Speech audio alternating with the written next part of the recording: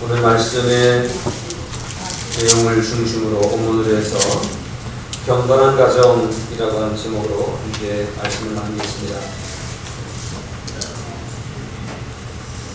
우리가 기왕에 주님을 믿는 것, 우리 모두가 경건한 사람이 되면 좋겠습니다. 우리의 가정들이 정말 경건한 가정으로 인정받고 또 경건한 가정으로 하나님 앞에 세움받는 그러한 놀라운 일들이 일어나기를 소망합니다. 어떤 가정이 경건한 가정일까요? 여러분, 경건한 가정 또는 경건한 사람, 그럴 때 어떤 사람, 어떤 가정이 과연 경건하다고 말할 수 있을까? 보통 여러분 어떤 기준을 가지고 경건하다고 말합니까? 직분자의 가정이 경건한 가정일까요? 목사님의 가정, 장로님의 가정, 권사님의 가정은 건강한 가정이 맞습니까? 사무엘상을 쭉 묵상하면서 보니까 엘리 제사장의 가정은 그리 경건하지 않았던 것 같이 보여집니다. 또 사무엘의 시대가 지나가고 사무엘이 이제 나이가 들어서 그 아들들이 아버지를 이어서 사사로서의 역할을 감당하기를 원하지만 그 아들들이 아버지를 따르지 않는 모습을 보게 되어집니다. 그런 걸 볼 때 직분이 있다고 해서 주의 종이 되었다고 해서 그 주변이 다 경건하다라고 말하기는 어려운 것 아닌가 생각을 합니다.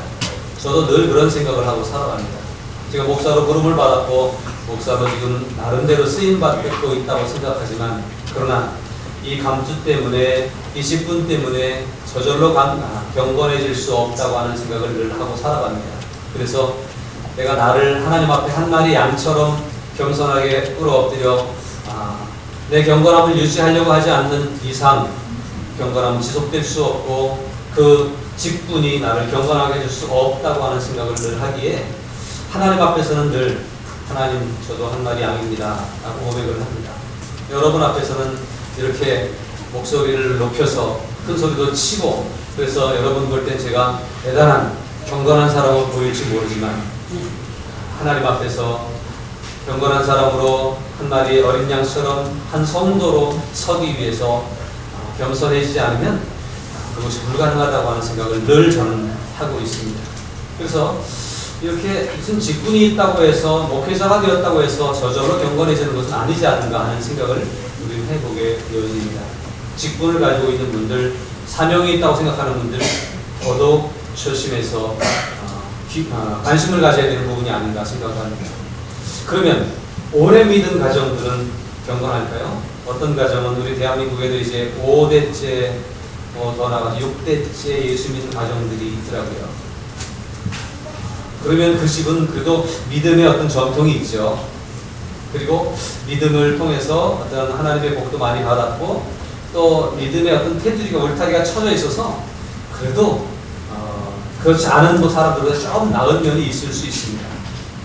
그런데 오래 믿은 전통이 저절로 경건하게 하는 것일까? 그렇지는 아닌 것 같아요. 여러분의 가정은 몇 대째 예수 믿고 있습니까? 여러분의 가정은 경건을 어떻게 유지하고 있습니까? 우리 할머니가 기도 많이 했으니까 나는 그냥 경건하게 살 거야.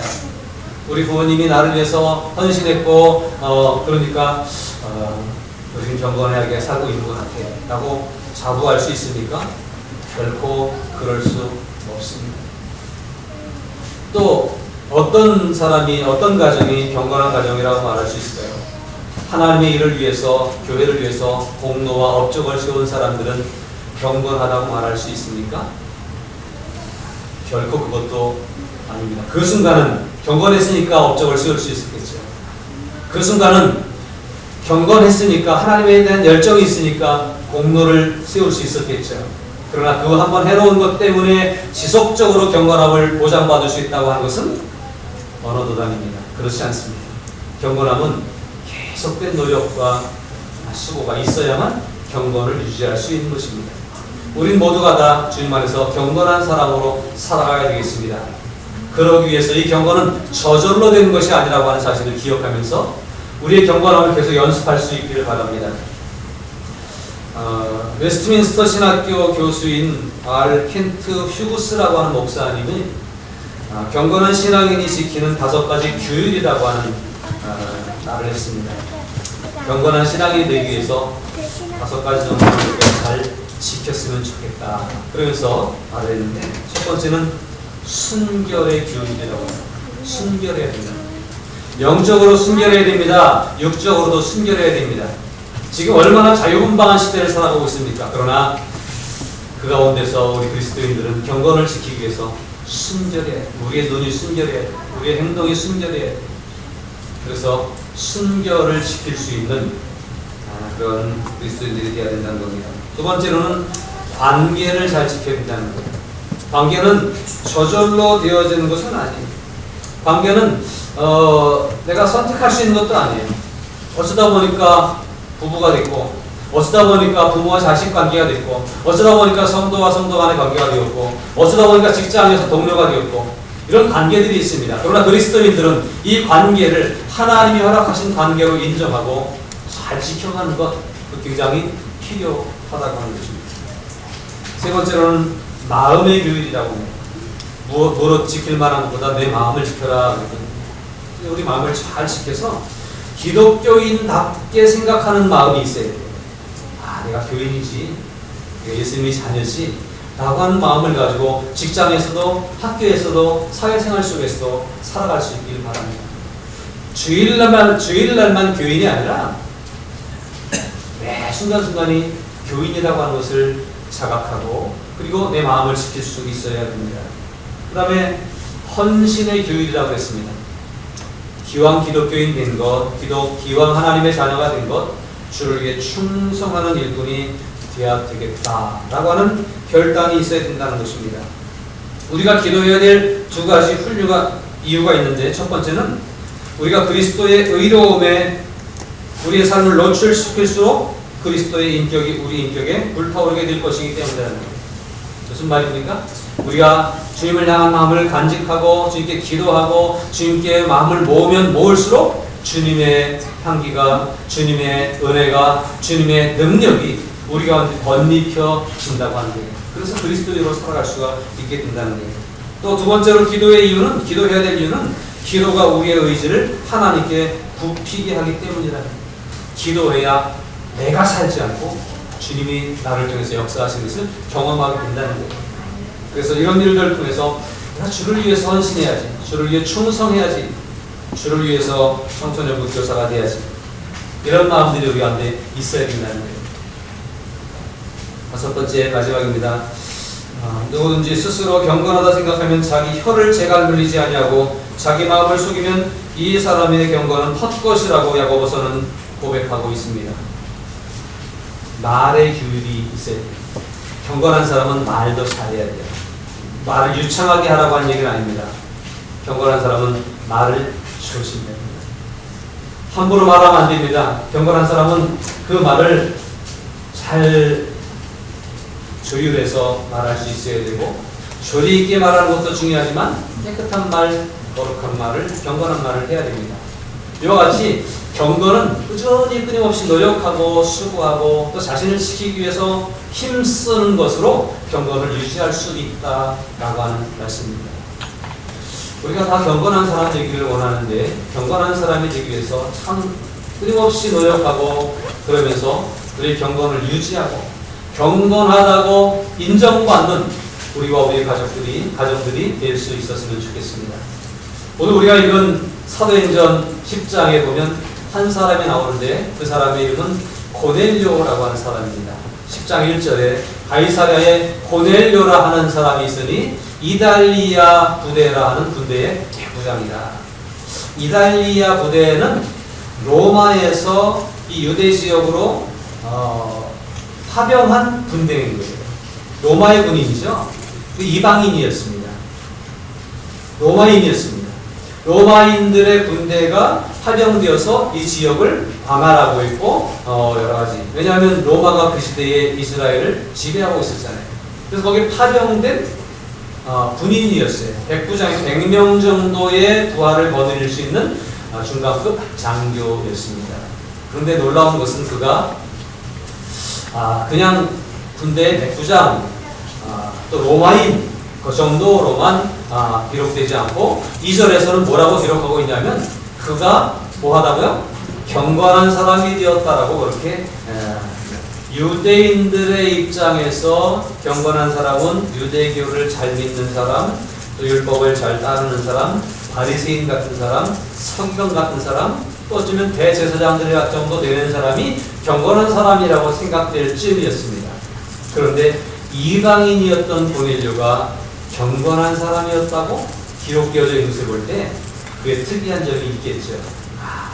경건은 전에 뭐랄까 이렇게 전수받아서 내려오는 것도 아니고, 경건은 어떤 직분에 의한 것도 아니고, 경건은 어떤 자기의 어떤 복노와 수고와 이런 것들을 통해서 쌓아놓는 것도 아니고, 경건은 이렇게 만들어지는 것이고 세워져 가는 것이구나 라고 하는 생각을 다시 한번 해볼 수 있습니다. 유대인들의 머릿속에는 유대인들 외에는 하나님의 사람이 없다. 하나님은 유대인들을 구원하신다. 하나님의 백성이 되기 위해서는 유대인이어야 되고 할례받은 자여야 된다 라고 하는 그런 기준이 있었던 그런 시대였습니다. 그런데 이방인이었던 고넬료가 경건했다고 기록되어지고 있는 것은 참 놀라운 일입니다. 왜 그가 경건한 사람이라고 기록이 되었을까요? 어떻게 했길래 그는 경건하다고 인정을 받을 수 있었을까요? 계속해서 2절은 말합니다. 그가 경건하여 온 집안과 더불어 하나님을 경외하며, 온 집안과 더불어 하나님을 경외하는 가정이 되었습니다. 이방인이면서도 하나님을 믿는 사람들이 종종 있었습니다. 그 중에 하나가 고넬료라고 하는 사람. 하나님을 믿는 사람, 하나님 앞에 있다고 하는 얘기잖아요. 그러니까 그는 경건하기 위해서 노력을 했겠죠. 나 예수 믿어요. 한국 교회, 한국 사회 속에서 예수를 믿는다고 하는 것처럼 쉬운 일이 없습니다. 입으로 시인하여 구원에 이른다. 마음으로 믿으면 구원을 만다 했잖아요. 그러니까 예수 믿습니다. 믿으면 구원받는 것은 맞습니다. 그런데 이것이 너무나 값싼 믿음이 되는 전락되어 버리는 경우들이 있는 것을 볼 수가 있습니다. 유대 사회에서는 믿는다고 하는 것은 율법을 따라야 되고 할례를 받아야 되고 이런 모습들이 있습니다. 그런데 그런 수고와 노력이 아니고 그런 것은 없었지만 이방인이었던 로마인이었던 고넬료는 그런 것은 따르지 않을 것 같아요. 그래서 뒤에 가서 보면 그가 유대인들의 그 공적인 예배의 자리에 들어가거나 뭐 그런 부분은 없었던 것으로 이해가 되어집니다. 그런데요, 이 고넬료가 하나님을 섬기는데 온 집안과 더불어서 이 집안을 경건한 가정으로 만들기 위해서 대단히 노력했던 사람이었음을 볼 수가 있습니다. 그가 경건하다고 일컬어지는 이유가 온 집안과 더불어 하나님을 잘 섬겼다라고 이렇게 말하고 있습니다. 여러분의 가정들이 하나님을 잘 섬기는 가정으로 굳게 세워지기를 바랍니다. 그래서 저 집은 예수 믿는 가정이야, 저 집은 경건한 가정이야, 이렇게 인정받을 수 있으면 얼마나 좋겠습니까? 자, 그런데 예수를 믿는다고 하는 것은 입으로만 믿는 것이 아니죠. 예수를 믿는다. 나 예수 믿어요. 나 교회 다녀요. 이것이 진정한 믿음은 아니라고 하는 것을 우리는 잘 깨달아야 되는데, 예수를 믿는다고 하는 것은 계속해서 이 경건함이 유지되어져야 된다고 하는 것이기도 합니다. 그래서 이 고넬료는요, 이 경건함을 유지하기 위해서 어떻게 했습니까? 백성을 많이 구제했다라고 이렇게 말합니다. 백성을 많이 구제했어요. 그리고 또 한 가지, 하나님께 항상 기도했습니다. 저는 이 백성을 많이 구제하는 일과 하나님께 항상 기도하는 이 일이 신앙에서 아주 중요한 부분이라고 생각이 되어집니다. 백성을 많이 구제했다고 했죠. 그가 경건하여 온 집안과 더불어 하나님을 경외하며 백성을 많이 구제했고, 백성을 많이 구제했다. 그 당시에 가난하고 어려운 사람들이 있었기 때문에 그들에게 필요한 것들을 공급해주고 이런 일들이 있어야 되겠죠. 오늘도 우리가 광고 시간에 제가 필리핀의 어려운 지역을 위해서 우물 파는 일을 위해서 우리 교회가 지금 하고 있습니다. 이런 일들을 많이 지속적으로 꾸준히 해야 된다는 것이 우리 믿음의 어떤 그 이유입니다.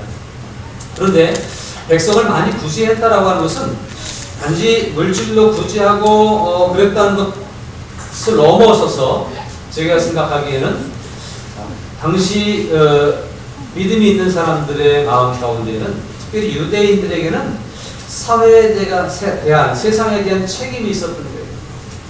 유대인들은요, 농사를 지어도 한 구탱이는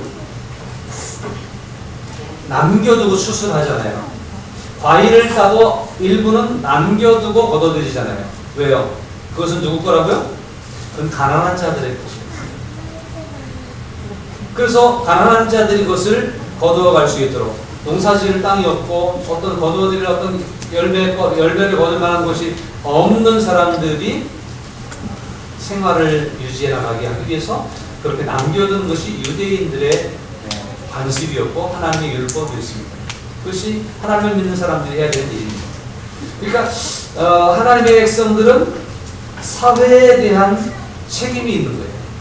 백성을 많이 구제했다라고 한 이 이야기는 단지 물질로 구제했다고 하는 것뿐만 아니라 그 외에 다른 여러 가지 사회에 대한 책임을 다했다라고 하는 의미로도 넓게 이해할 수 있으면 좋겠습니다.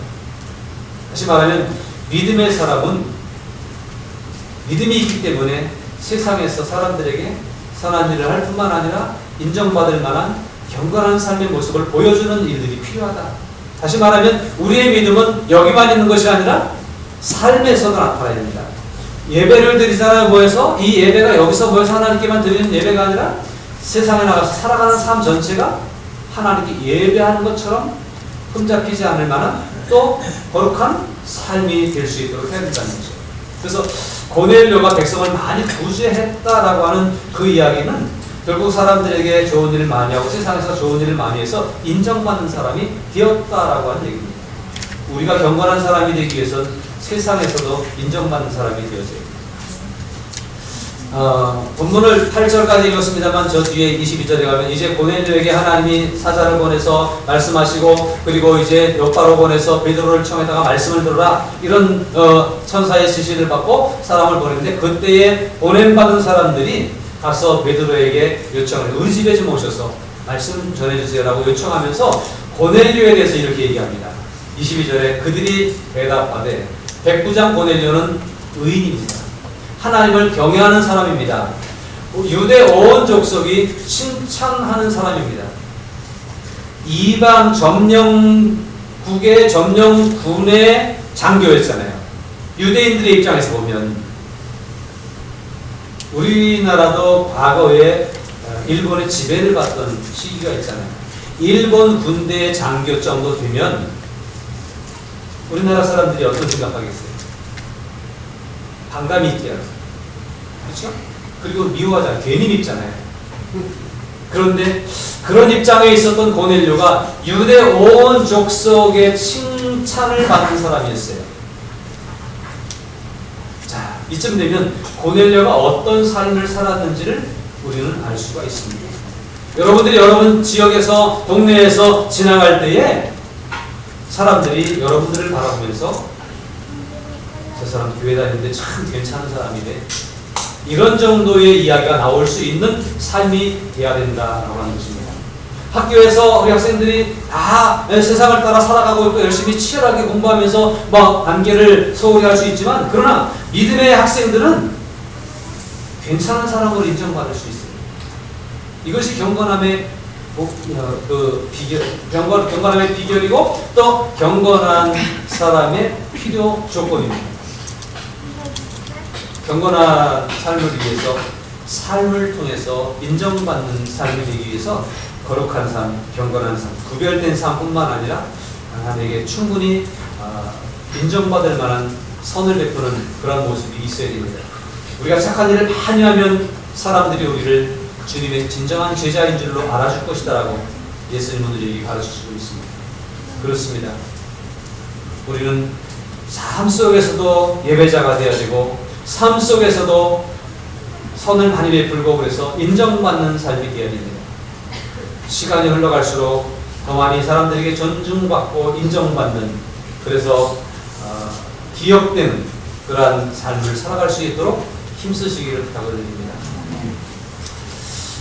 다시 또 이 2절로 돌아와서 보면 그가 경건하여 온 집안과 더불어 하나님을 경외하며 백성을 많이 구제하고 하나님께 항상 기도하더니 기도하는 사람이었다라고 하는 얘기예요.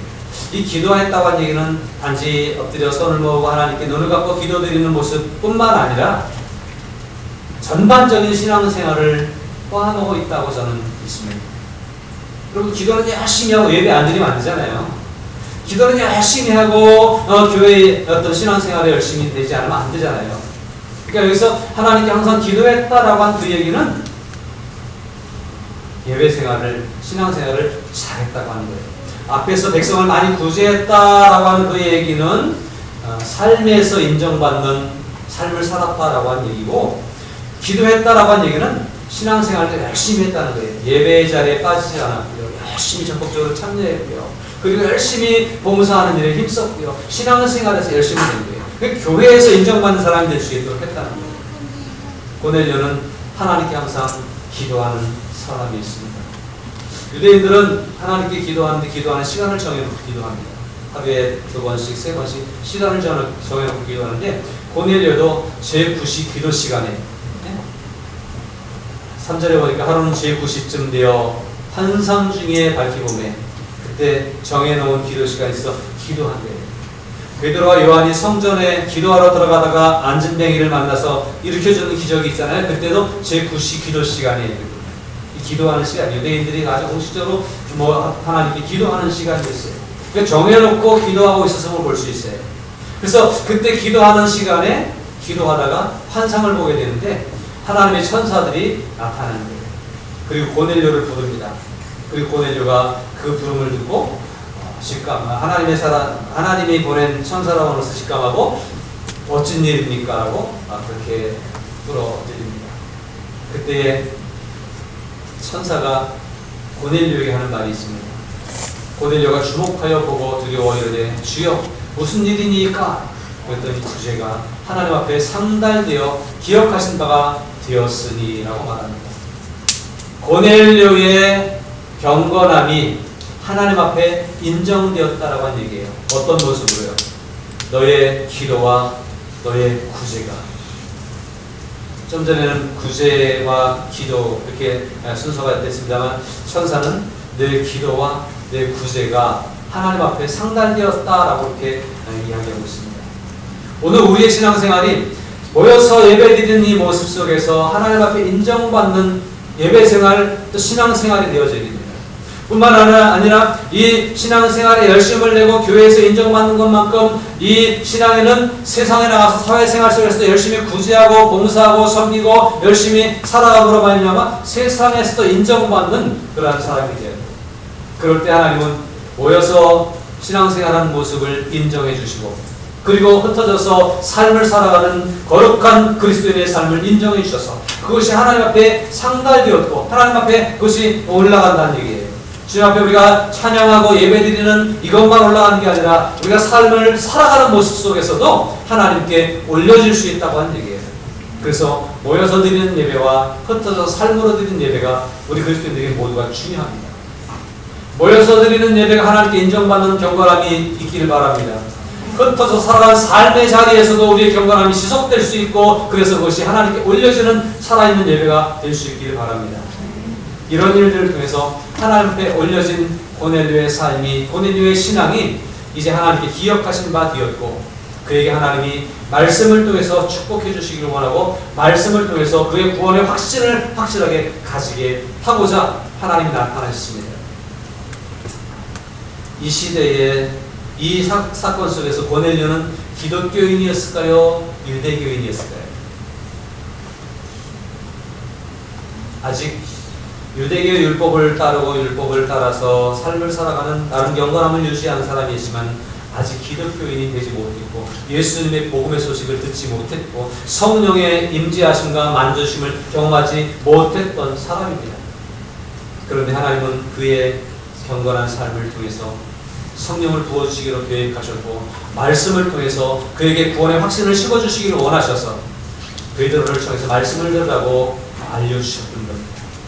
다시 말하면 하나님의 은혜로 우리가 구원을 받지만 하나님의 은혜로 받는 구원을 얻는 우리들이 더 경건함을 유지하고 열심히 신앙생활하고 열심히 사회생활 속에서 인정받는 삶을 살아가는 이들에게 하나님의 은혜를 더 많이 부어주신다고 하는 사실을 우리는 깨달을 수가 있습니다. 그래서 이제 이 고넬료에게 천사를 보내줬고 베드로를 청해서 말씀을 들으라고 하는 음성을 들려줬던 겁니다. 여러분, 우리의 믿음이 경건한 믿음 생활이 될 수 있길 바랍니다. 그러기 위해서 하나님께 기도하는 사람, 예배 생활을 잘하는 사람, 신앙생활을 잘하는 사람이 될 수 있길 바랍니다. 그리고 그만큼 구제에 앞섰던 고넬료처럼 세상에서도 삶으로 하나님께 예배가 될 만한 삶을 살고 선한 일을 많이 할 수 있는 그런 삶이 되기를 바랍니다. 이럴 때 하나님은 복의 복을 주시기 위해서 우리에게 찾아오시고 우리에게 믿음을 심어주시는 분입니다. 확신을 주시는 분입니다. 또 한 가지 이 고넬료의 모습을 보면 말씀을 들은 다음에 이제 천사가 말씀을 전하고 떠났잖아요. 베드로를 청에다가 말씀을 들어라. 그 얘기를 듣자마자 7절 8절에 보니까 마침 말하던 천사가 떠나매 고넬료가 집안 하인 둘과 부하 가운데 경건한 사람 하나를 불러 이 일을 다 이루고 요파로 보내니라 또 말합니다. 여기도 보니까 그 부하 중에 경건한 사람이 있었어요. 저는 이 모습을 보면서도 경건한 사람 옆에는 또 경건한 사람이 있구나 그런 생각을 해요. 여러분의 가까운 주변에 경건한 사람들이 많기를 바랍니다. 그렇게 되려면 여러분이 경건한 사람이 되어야 해요. 내가 경건한 사람이 되면 주변에 경건한 사람들이 많아지게 돼 있어요. 또 내 경건을 유지하기 위해서 경건한 사람들과 친하게 되어져 있는 거예요. 고넬료는 경건한 사람을 불러서 자기 하인과 부하를 데려다가 최소한 3명은 되는 것 같아요. 하인 둘과 경건한 사람 하나, 3사람을 불러다가 요바로 보냅니다. 거기에 누가 있어요?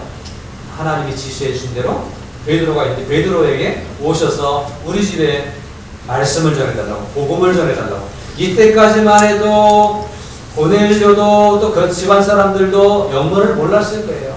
하나님 말씀을 그들은 보고 있었고 또 순종하며 살고 있었거든요. 그런데 베드로를 통해서 말씀을 들으라고 하는 음성을 들을 때 베드로는 예수님의 죽으심과 부활하심을 통한 구원의 확신을 심어주는 말씀을 전했고 그 가운데에 뒤로 넘어가면 이 집에 성령이 풍성하게 임하는 성령 충만히 임하는 사건이 기록되어져 있습니다. 그런데요, 이 모든 일들이 이어지는 데 있어서는 고넬료의 이 경건한 고넬료의 특징 중에 하나는요, 말씀을 들을 때에 즉시로 이행하는 믿음이 있었다고 하는 사실이에요.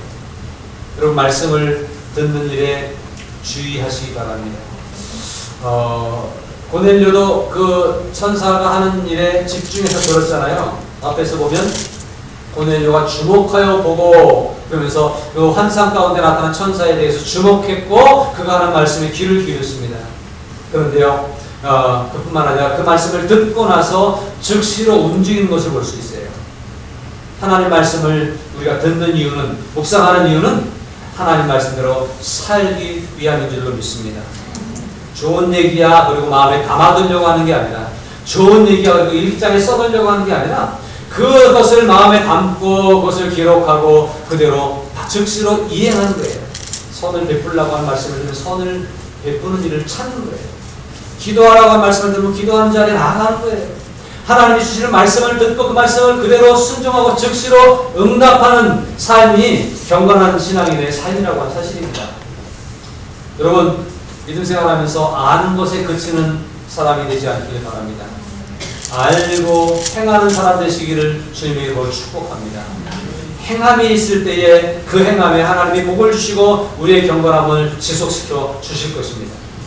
그러므로 오늘 고넬료를 바라보면서 경건한 사람은 이런 사람이구나 라고 하는 것을 잘 정리하고 경건함을 따라가서 우리도 우리의 경건함을 통해서 하나님께 인정받고 사람들에게 칭찬받는 삶을 살 수 있으면 좋겠습니다. 정리해서 말씀을 드리겠습니다. 경건한 사람은 신앙생활에 일할 수 있는 사람입니다. 경건한 사람은 사회생활에서도 믿음의 사람답게 살아가는 사람입니다. 경건한 사람은 하나님의 말씀을 듣고 즉시로 순종하며 따르는 사람입니다. 이런 경건함이 우리에게 몸에 배어지기를 원합니다. 이런 경건함이 풍성하게 자리매김하는 여러분의 가정이 될 수 있기를 주님의 이름으로 축복합니다. 그럴 때 하나님은 우리에게 더 큰 은혜를 부어주실 줄로 믿습니다.